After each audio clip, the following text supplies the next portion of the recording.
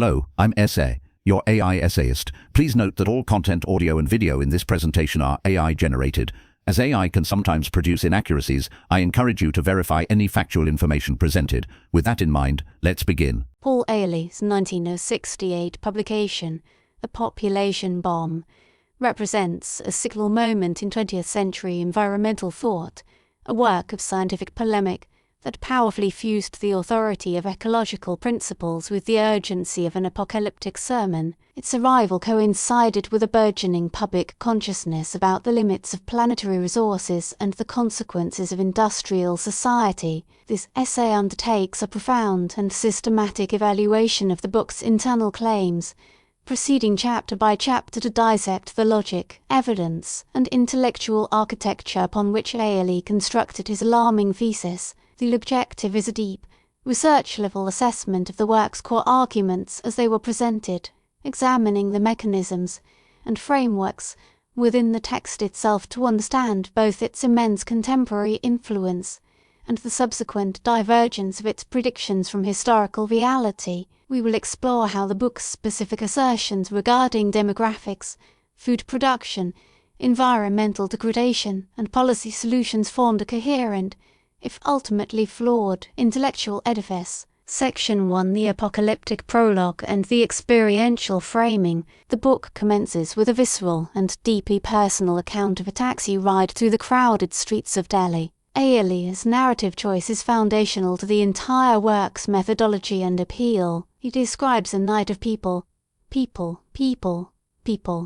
evoking a sensory overload of bodies, smells, and noises that culminates in a feeling of despair and claustrophobic horror. This opening gambit performs a crucial function. It frames the population issue as an immediate, existential, and emotionally resonant crisis, one comprehensible through direct experience. The argument is presented first as a guttural revulsion, an effective response that precedes and validates the statistical and scientific analysis to follow. By placing the reader in this suffocating scene, Ehrlich establishes an atmosphere of emergency that justifies the extremity of his later proposals. His claim here is implicit: the demographic problem is a palpable reality that overwhelms detached academic consideration. The evidence offered is anecdotal and impressionistic, a literary device intended to create a powerful bond of shared panic between the author and the reader. This technique effectively positions the book as a work of prophecy and warning, speaking from the perspective of one who has witnessed the future and found it unbearable. The very structure of this introduction suggests that objective data alone is insufficient. The truths of the population crisis must be felt. Section 2, the mathematical certainty of exponential growth. At the intellectual core of Ehrlich's thesis lies the inexorable logic of exponential mathematics, a concept he deploys with the force of a natural law. He explains the principle of doubling times, illustrating how population growing at a steady percentage rate will double in a predictable period. The central argument is that human population is on a J-curve of unrestrained, accelerating growth, destined for a sudden crash rather than an S-curve that gracefully levels off as it approaches a carrying capacity. Ehrlich presents this mathematical trajectory as fundamentally biological, portraying humanity as a species temporarily freed from the natural predators and constraints that regulate other animal populations. His framework posits human populations as functioning akin to a bacterial colony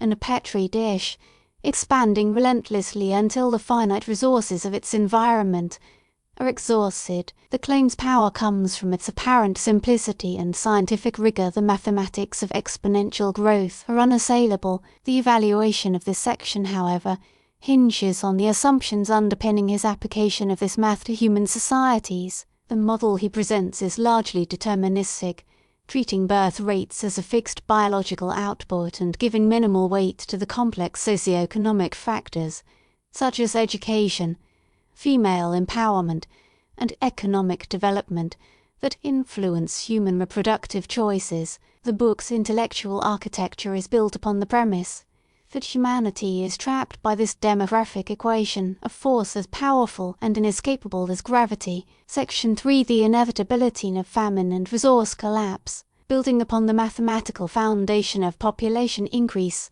Ehrlich advances his most dramatic and specific claim: the battle to feed all of humanity is over. He asserts that the momentum of population growth in the 1960s had already outstripped the world's agricultural capacity. He projects that the 1970s to 1980s will be a period of unprecedented global famines, with hosts of millions of people starving to death, irrespective of any emergency programs initiated. The evidence presented for this conclusion consists of extrapolations from the current food production trends and population growth rates. He examines agricultural yields, fertilizer availability, and land use, concluding that all were approaching their absolute limits. The book's internal logic dictates that since population grows exponentially and food production grows, at best, arithmetically, a catastrophic shortfall is a mathematical certainty. The analytical model presented in the book contains few mechanisms to account for rapid, nonlinear advancements in agricultural technology, such as the suite of innovations that became known as the Green Revolution. At the time of writing, the high-yield wheat and rice varieties developed by Norman Borlaug and others were in their early stages of dissemination. Ehrlich's framework, focused on fixed resource limits, interpreted agricultural systems as relatively static, leading to the conclusion that a Malthusian catastrophe was imminent and unavoidable. His argument concerning India, which he suggests could have a population of 1 billion by the year 2000, is presented as a case study in this unstoppable tragedy. Section 4: The Environmental Impact Argument and the Seeds of Ipat. Ehrlich extends his argument beyond human sustenance to the broader carrying capacity of planetary systems. This section of the book, which details the destructive effects of overpopulation on the environment,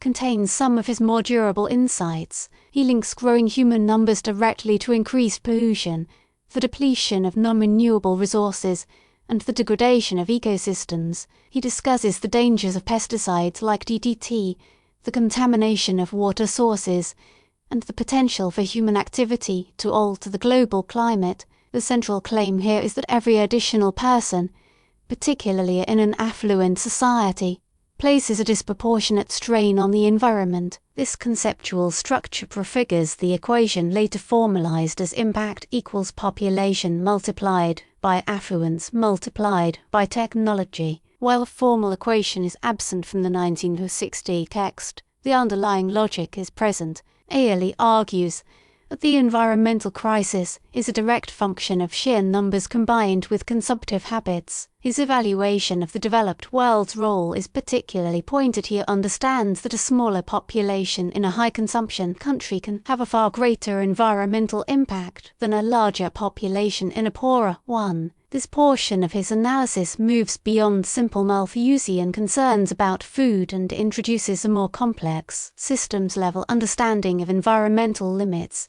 a perspective that would become central to the environmental movement in the decades that followed. The argument's strength lies in its accurate identification of the synergistic relationship between population, size, consumption patterns, and ecological damage. Section 5: Proposed Solutions and the Ethics of Coercion. Confronted with the self-described emergency, Ehrlich outlines a program of radical and centralized intervention. His proposals are a direct, logical consequence of his diagnosis. Since the problem is a biological-mathematical juggernaut, the solutions must be equally powerful and uncompromising. He advocates for the creation of a federal Department of Population and Environment in the United States to oversee population control measures. These measures include revising tax laws to penalize childbearing and creating incentives for sterilization and smaller family sizes. For the international sphere,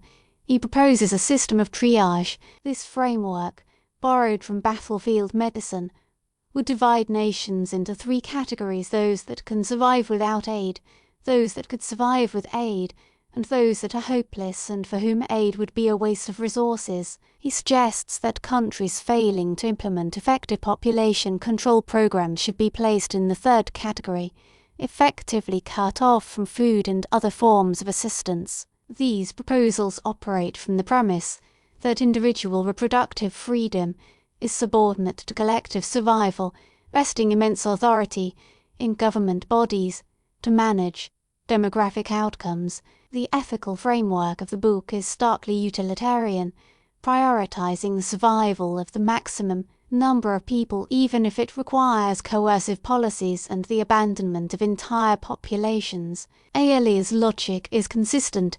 If the crisis is as absolute as he presents it, then such absolute measures are the only rational response. Section 6. The failure of prediction as a diagnostic tool. The book's short-term predictive record offers a powerful diagnostic lens through which to evaluate the structural integrity of its core model. The widespread famines predicted for the 1970s failed to materialize on the scale envisioned. Nations he deemed hopeless, such as India, achieved self-sufficiency in grain production. The demographic J-curve he saw as inevitable began to bend in many parts of the world as the demographic transition took hold, with fertility rates falling in response to rising incomes, urbanization, and female education. The stark divergence between Ehrlich's predictions and subsequent events reveals the key omissions in his analytical framework. His model, with its emphasis on biological determinism and fixed limits, possessed limited capacity to incorporate the adaptive potential of human systems.